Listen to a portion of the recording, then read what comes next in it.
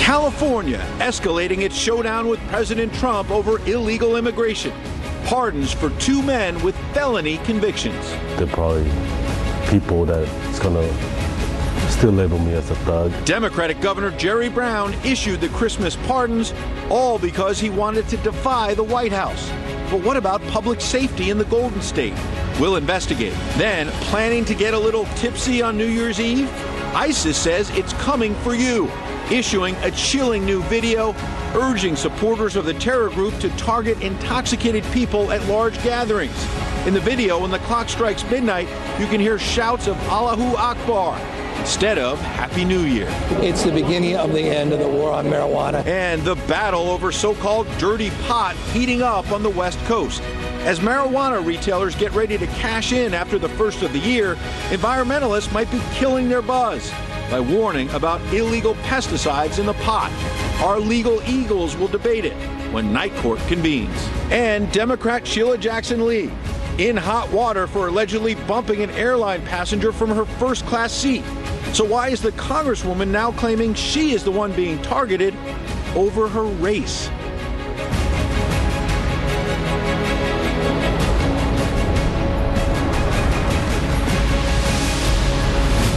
Hello and welcome to Fox News at Night. I'm Ed Henry in Washington, in for Shannon all week. Breaking tonight in an immigration showdown between California's Democratic Governor Jerry Brown and President Donald Trump. A new report declaring that because of the president's tough stance on putting a priority on deporting convicted criminals, quote, across the country, immigration attorneys are seeking gubernatorial pardons in last-ditch attempts to forestall deportations or allow the deported to return to the U.S.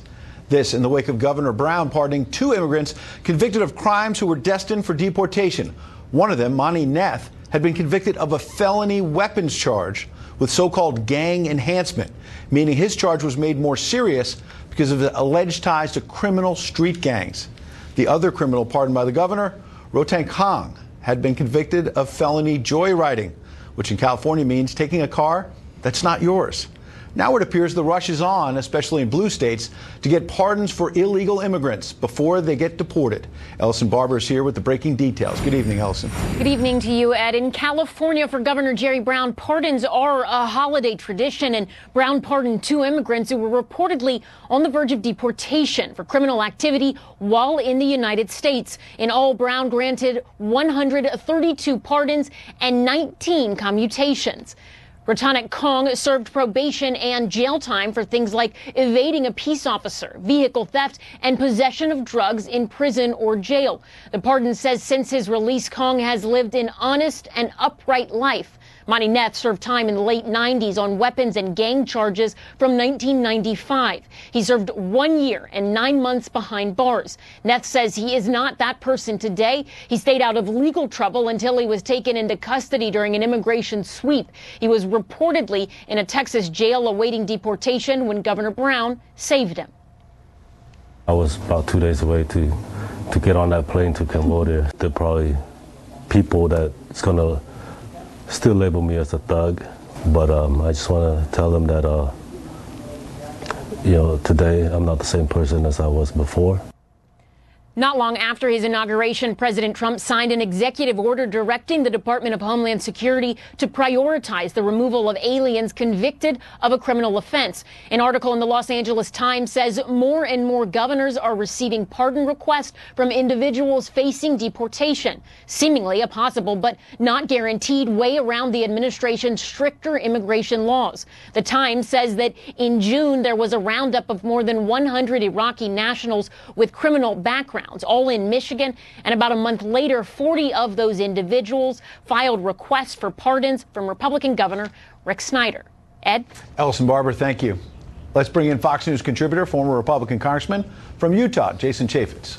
Congressman, I did some digging. It took less than about 10 seconds to find a news story from this October about how Governor Brown was patting himself on the back for signing, yes, 3 new gun control bills into law. And Governor Brown's all about gun control unless he wants to try to stick it to the president and put an immigrant convicted of a gun crime back on the streets. What in the world's going on here?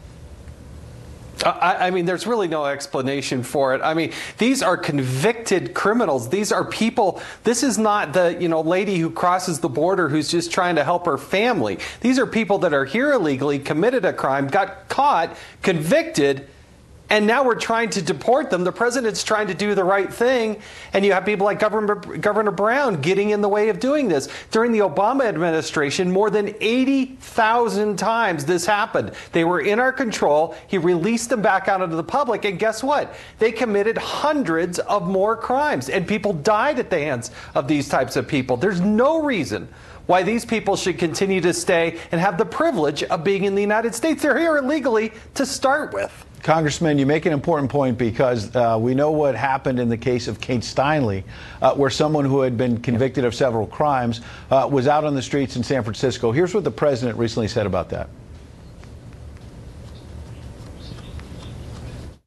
Unfortunately, Democrats in Congress not only oppose our efforts to stop illegal immigration and crack down on sanctuary cities, every senator and congressman will have to make a choice. Do they want to protect American citizens or do they want to protect criminal aliens? It looks like the governor in this case is trying to protect criminal aliens.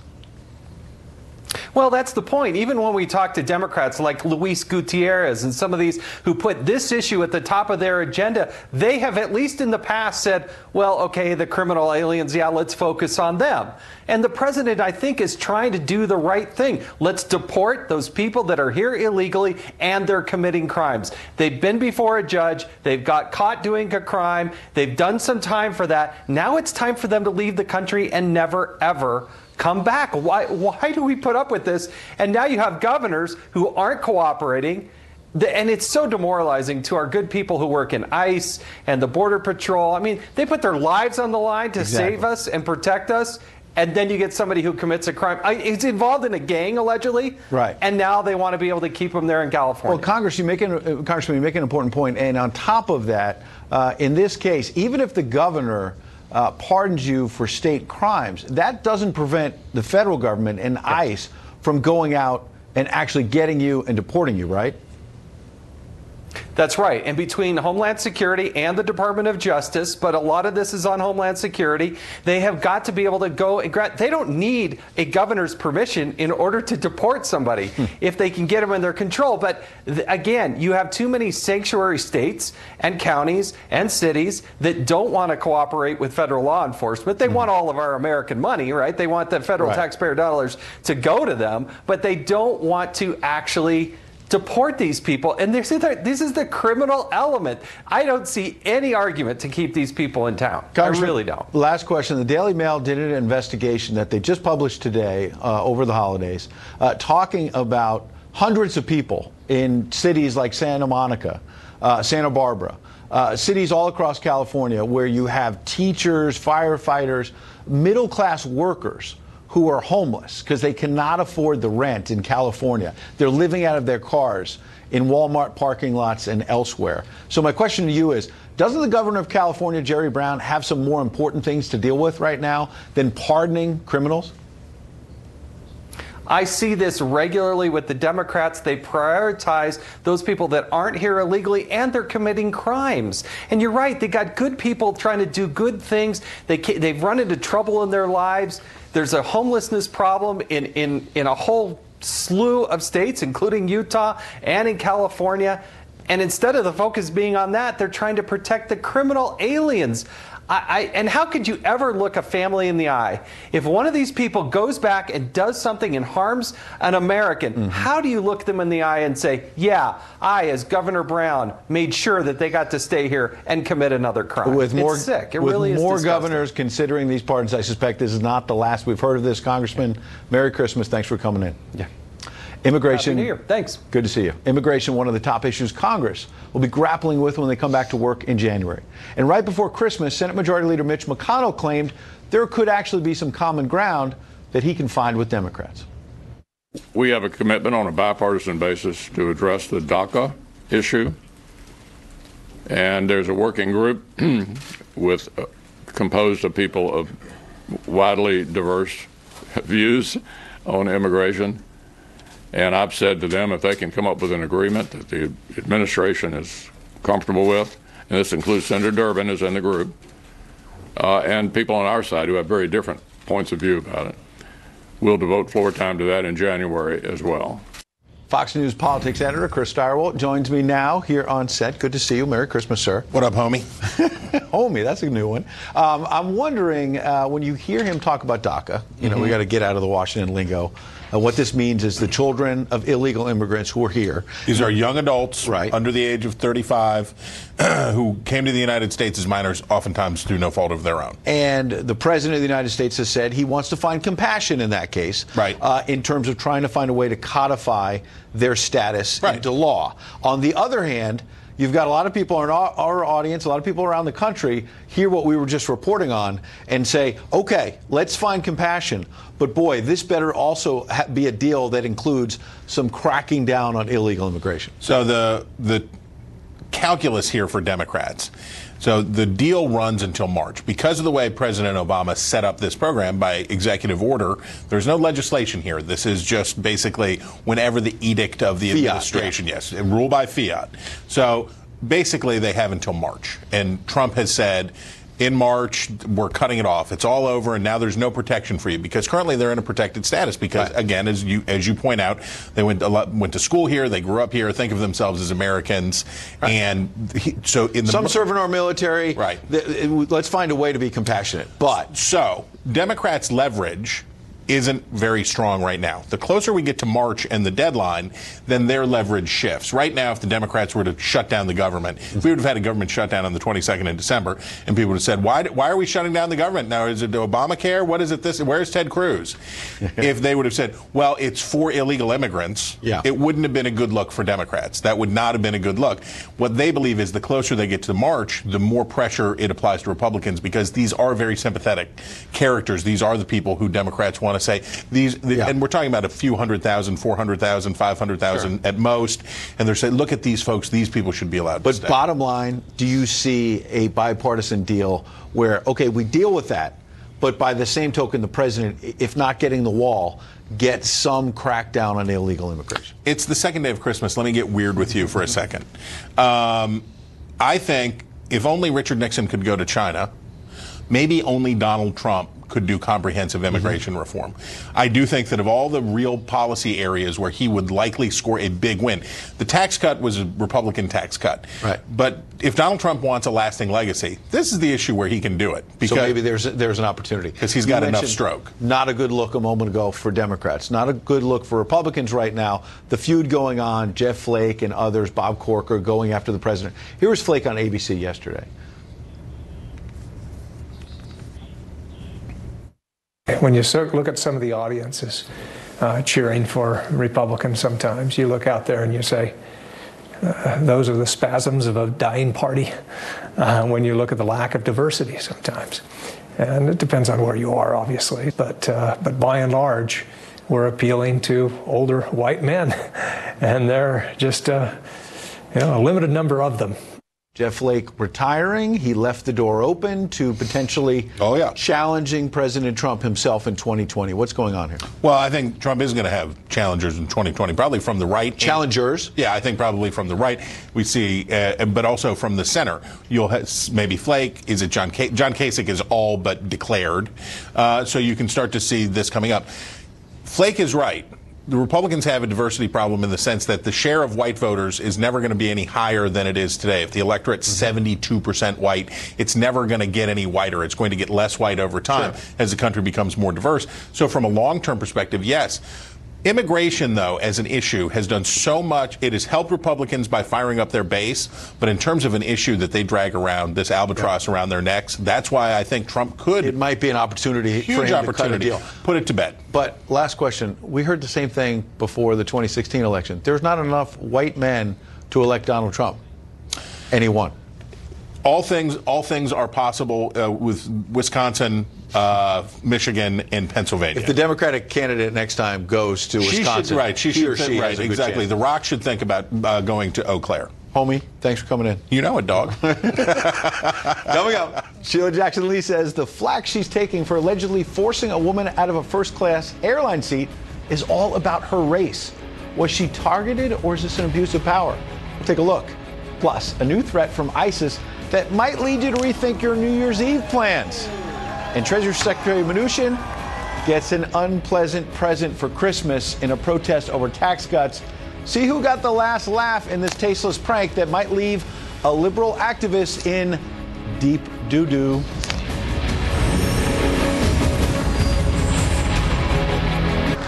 Texas Congresswoman Sheila Jackson Lee at the center of a controversy tonight involving United Airlines. Fellow passenger Jean Marie Simon, a public school teacher here in Washington, D.C., says she was bumped from her first-class seat in favor of the Congresswoman. The teacher tweeting a short while ago that she still has not gotten an apology. Sheila Jackson Lee, the original tweet said, was in seat 1A, the one I paid for dearly, and the one United gave to her without my consent or knowledge. Fellow congressman on same flight said she does it repeatedly at United. Jackson Lee denying she forced United Airlines to bump the school teacher from first class, and United is saying that after checking their records, after the teacher got a notification that the flight was delayed due to weather, she may have canceled her ticket. The Congresswoman maintained she got upgraded without knowing the details, but in the spirit of the season, she's sorry. So all's good, right? Not really. Jackson Lee decided to inject race into this issue, tweeting, among other things, quote, "Since this was not any fault of mine, the way the individual continued to act appeared to be, upon reflection, because I was an African-American woman, seemingly an easy target, along with the African-American flight attendant, who was very, very nice." With me now, conservative radio host Larry O'Connor. He's on the radio. Democratic strategist Michael Starr Hopkins.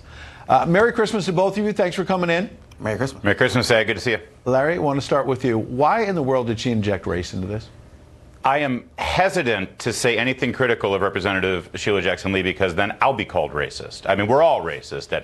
This was an outrage. It really is. But here's the hidden little secret that everyone needs to know.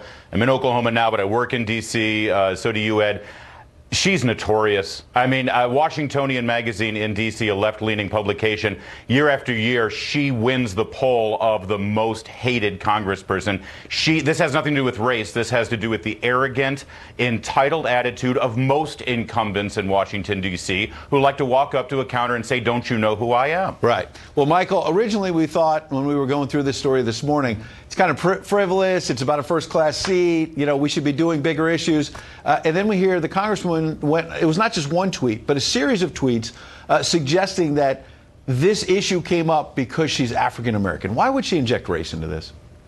Yeah, listen, I'm not going to get into what was going on in her head. I don't know whether race was a factor in it, but I will say that race has become a huge issue in our political dialogue, and I think a lot of it has to do with tone, and that starts at the top, and that starts with the president. And so, you know, maybe she was wrong for bringing race into this. How is this the president's fault? I knew this was going to be Trump's fault somehow.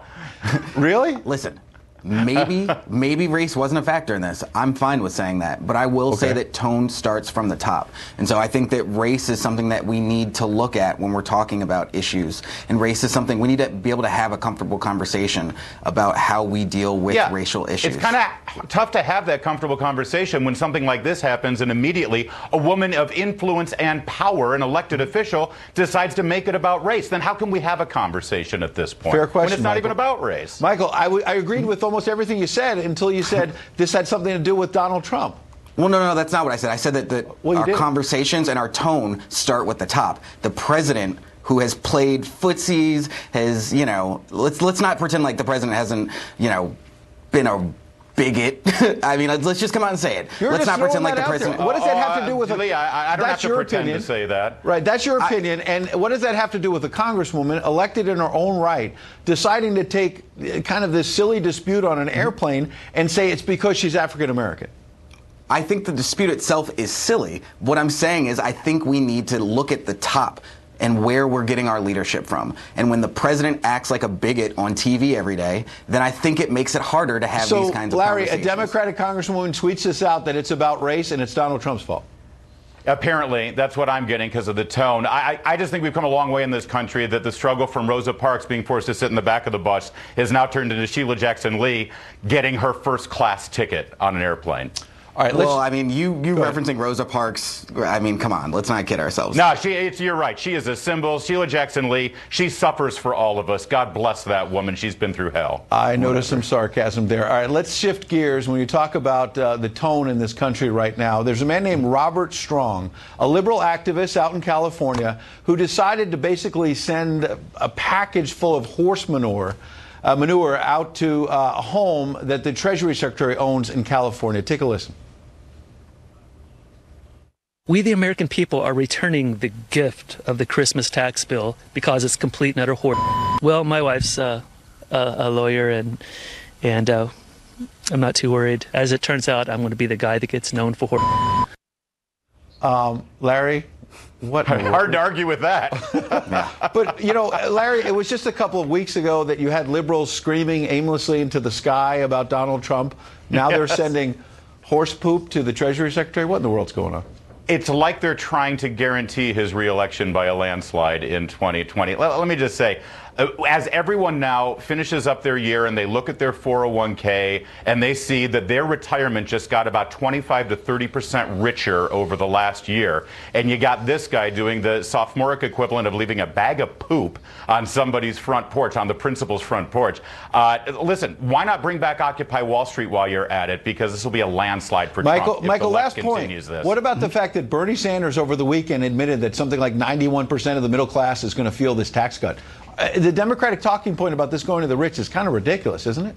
Well, I'm going to address this guy in the poop thing. I think that was inappropriate. He shouldn't have done it. What I think is more inappropriate is the fact that you would be excited, and I don't mean you, Ed, but the other contributor, the fact that he'd be excited for Trump to be elected again. Hi, Larry. Well, the fact that you would be excited for the president to be reelected, I mean, this guy literally is an embarrassment to this country. We can disagree on policy, but tone, leadership, honor, integrity, he has none of it. He's not a Republican, and if you're really a Republican, then it blows my mind that you would ever actually support this guy. It is that kind of political strategy going after Trump and the people who support him that got Hillary Clinton elected last year. You keep it up. That is a great plan. Hi, Larry. Hi, Michael. Wow. You guys got to know each other now. Merry Christmas. Thanks.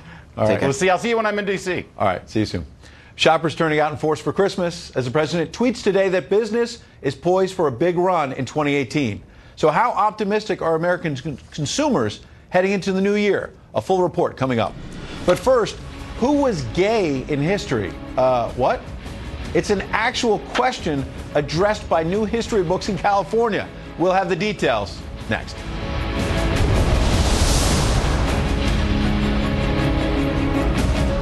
The president tweeted today the stock market is poised for another big run in 2018. That came as retailers saw a big boost in sales over the holidays. Correspondent Anita Vogel takes a close look. Whether online or actually waiting in a line, there's no question shopping was back in vogue this holiday season. I just felt more excited about shopping, and I usually don't go out and shop. No, never. I usually don't go out and shop, but this year I just felt more positive. I like stores. I prefer buying in stores because I like to see it and touch it and feel it. Retailers got their wish as sales grew at a faster pace than they have in the last 5 years. According to the National Retail Federation, 7 years ago, sales were at $528 billion. In 2017, the estimate for this holiday season is $682 billion. A spokesperson from MasterCard says overall, this was a big win for retail this year. Experts point to 3 key factors that led to increased sales. First, good shopping weather across the country. Next, a national low unemployment rate of just over 4%. And that led to the third thing on the list, consumer confidence. They feel more secure that they're going to be able to keep their jobs. And so now they're spending some of that money that may have been holding back a little bit. So I think a lot of people spend a little bit more this Christmas. That's one of the reasons that you're seeing the numbers the way that you are. But it's not the rosiest picture for the old brick and mortar stores. Some of the big chain stores that used to anchor shopping malls are shuttering locations across the country. Stores like Macy's, JCPenney's, and Sears have all had to cut back. I think any business, whether you're small or large, needs to be very efficient and cost effective. And those models are not working as well anymore.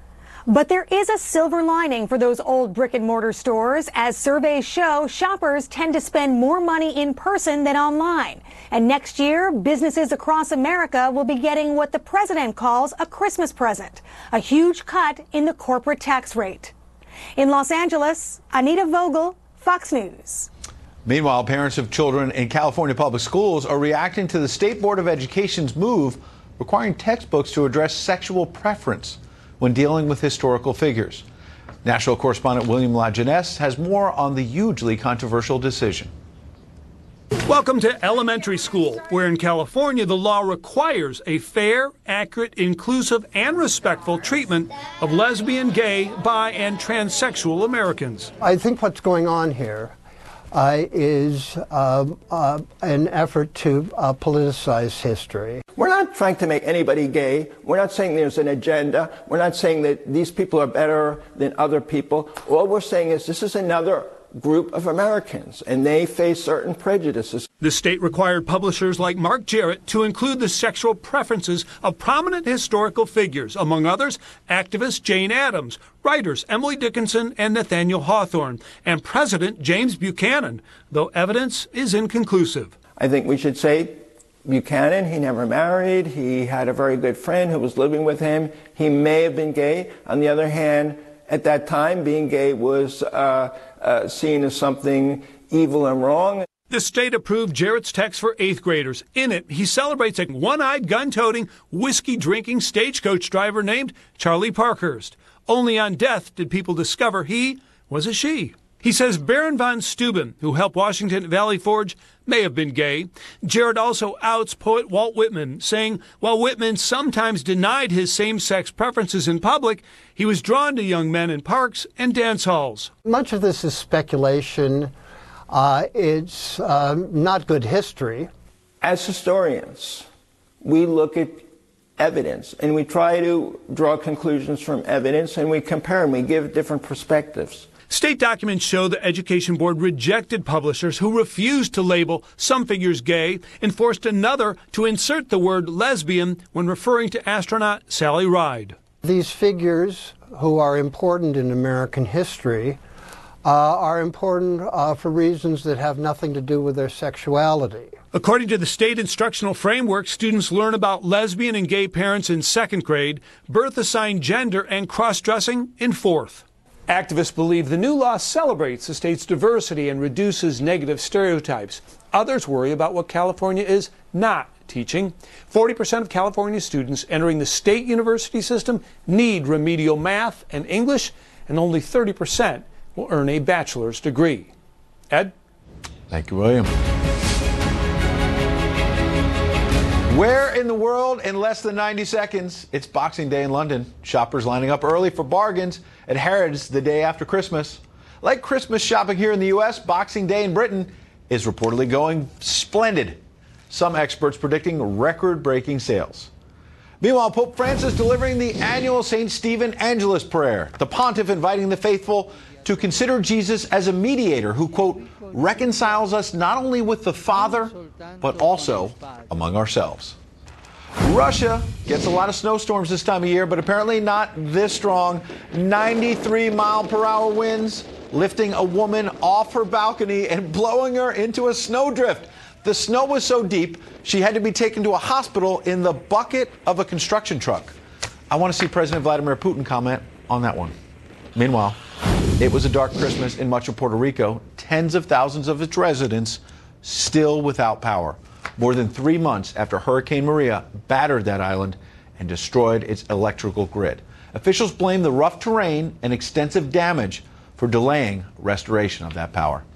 And in Cuba, an annual Christmas Eve fireworks battle between neighborhoods ending in tragedy.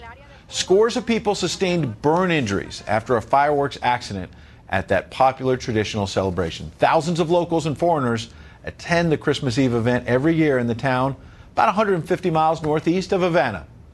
And that's your world. Well, the Trump administration says ISIS has been virtually crushed, but there are new threats from the terror group tonight, and they're targeting New Year's Eve. Should you change your holiday plans, or is this the last gasp of a terror group about to be defeated once and for all? We'll dig deep next. And later, night court convenes in a legal battle over competing views of California dreamin'. Is the Golden State's big New Year rollout of recreational marijuana polluted with pesticides, bro? We'll explain next.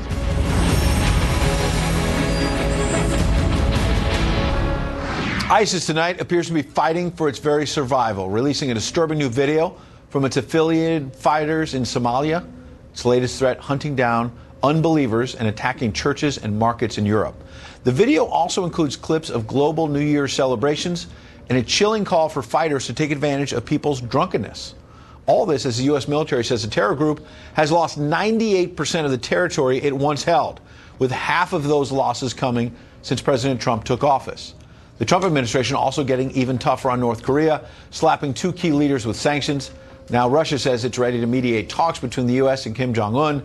Here to discuss what's next for what you might call Donald diplomacy, Rebecca Heinrichs, a senior fellow at the Hudson Institute, and Niall Gardner of the Heritage Foundation and their Margaret Thatcher Center. Rebecca, let's start with this new video that I mentioned. They show Westerners pouring champagne, counting down to midnight, 3, 2, but then they get to 1, and you can hear Allahu Akbar instead of Happy New Year. Given the context of the Trump administration saying they're, on their last legs, ISIS, is this the last gasp or is this a real threat for New Year's Eve? Well, no, the Trump administration certainly deserves credit for increasing the tempo of our anti-ISIS campaign in Syria and Iraq. And they have been incredibly successful at defeating the Islamic State there. 5.3 million people liberated from ISIS control in just the months that the Trump administration has been in office. But while we should be proud of the gains there, we shouldn't quite take a victory lap yet, I think, because ISIS is going to pop up in other countries in which it doesn't have strong government control there. It's going to look for power vacuums. And so, again, we should be very proud of the gains we've made in Iraq and Syria, but they're going to pop up in other countries as well. Now, there's a retired U.S. Air Force Lieutenant General who recently told us a little bit about why he thinks the Trump administration is winning here. Watch. Essentially, the Obama administration micromanaged the war, and what the Trump administration did was allow execution decisions to be made in accordance with the guidance that he provided. We could have accomplished our objectives through the use of overwhelming power in 3 months, not 3 years. Are we just bringing the fight to them? But I wonder, is there a challenge for the Trump administration?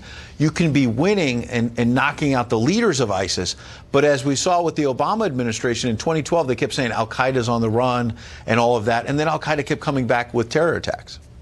You have to be careful with the rhetoric and make sure you can back it up. Absolutely right. Certainly, without a doubt, this has been a staggering military victory in both Iraq and Syria this year. And that is largely due to the leadership of the president freeing the U.S. military to be able to do what is necessary in order to defeat and vanquish ISIS in both Iraq and Syria. However, there's no room for complacency. ISIS has franchised itself across the world.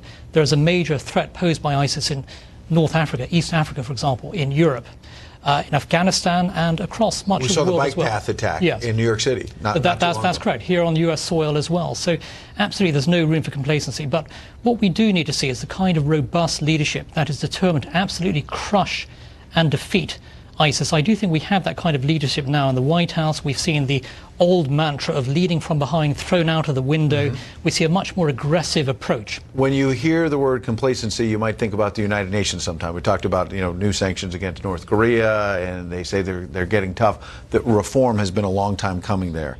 And Nikki Haley, our ambassador, talked over the weekend about cutting their budget big time by over $200 million, what the U.S. is giving. Here's what MSNBC's Joe Scarborough said last week about this.